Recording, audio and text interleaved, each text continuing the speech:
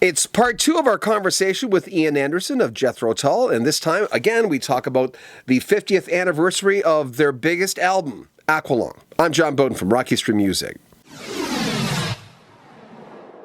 This is part two of our chat on the classic album that sold incredibly well, but there's a lot of things going on with Jethro Tull right now. He's been busy during COVID-19. Silent Singing is the brand new book. There are a few different versions of the book. There's an autographed version. There'll be links to everything in the description of this video, and it's all the lyrics to every Jethro Tull song and every Ian Anderson solo album as well. Plus rare pictures that have never been seen before. 40th anniversary of the album A. Nice brand new package that just came out. And as mentioned, the 50th anniversary of one of the greatest albums of all time. We talk about Aqualung with Ian Anderson of Jethro Tull. Well, we touched on this. Like Aqualung, the song itself, is it about treatment of the homeless population? Was that? It's really more about our reaction to the homeless, the embarrassment, the sense of in some cases, hopelessness, of tragedy, of sadness, but also a degree of fear, a degree of discomfort. Mm-hmm. We have very mixed emotions in regard to a lot of things about which we could be charitable.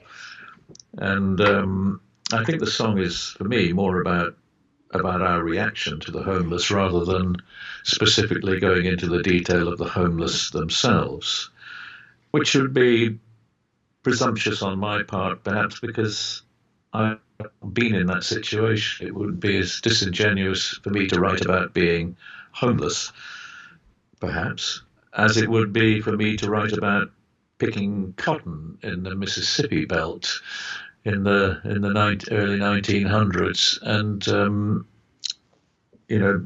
painting my face black and pretending to be an authentic Black American blues singer. It would be some stuff you just have to stand back and say, I can't do that. That's just, that would not be right coming from me.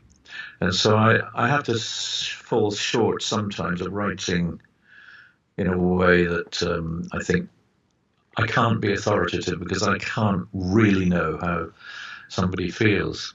I do write songs in the first person. Yeah. But they're not me. They are about a character that I've invented, and I am inventing that persona and inhabiting that as a writer would, as a screenwriter would write lines to be acted out by an actor. So sometimes that's part of the way I write songs, and therefore you shouldn't always assume that just because I say I and me in a song that what is being said is actually my own personal true inner belief or sentiment. Well, any new reactions going through these lyrics? I mean, you're looking at them, you're listening to them with in some cases, fresh ears on some of these older songs. Any surprises?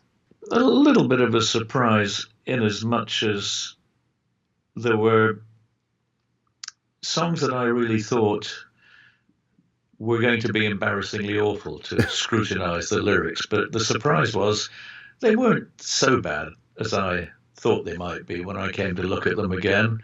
They are the product of youth and the product of, perhaps in some cases, a time when it might not have felt too cool to put too much work and too much refinement into writing song lyrics, because it would have seemed perhaps not to have street credibility to make them the way that they started to become, I think, from the Aqualung album onwards. So at that point, when the idea of social documentary was coming more into my lyric writing, then I became fonder of an adjective or two. What kind of a guy were you back then? Because you seemed to be really paying attention to the world that was around you.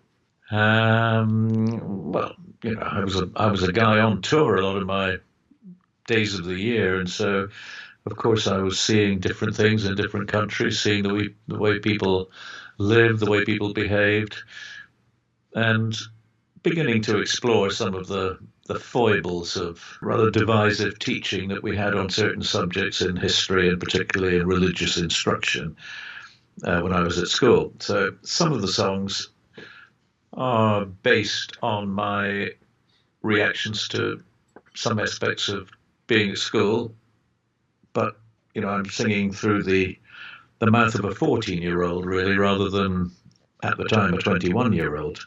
Mm-hmm. And the other songs were quite often written in London when it was in the summer I started work on the album. So I guess by the winter when we were recording it, there was a little bit of nostalgia for certain songs like Mother Goose, and as we went into the winter, songs that were a bit more bleak, like Cheap Day Return, set on a windy, wet station platform in the north of England. Mm-hmm. So, those are the things that I look back on that album as being personalized observations of life around me. Remember, we'll have more from Ian Anderson coming up in the next 3-4 days. We talked for about an hour and 15 minutes, so there's lots there. He'll also be featured on our brand new podcast. We'll put the whole interview in its entirety. There's links to our podcast in the description of this video. Make sure you comment on our videos. We read all the comments. Subscribe to our channel. We need you, baby. We really do.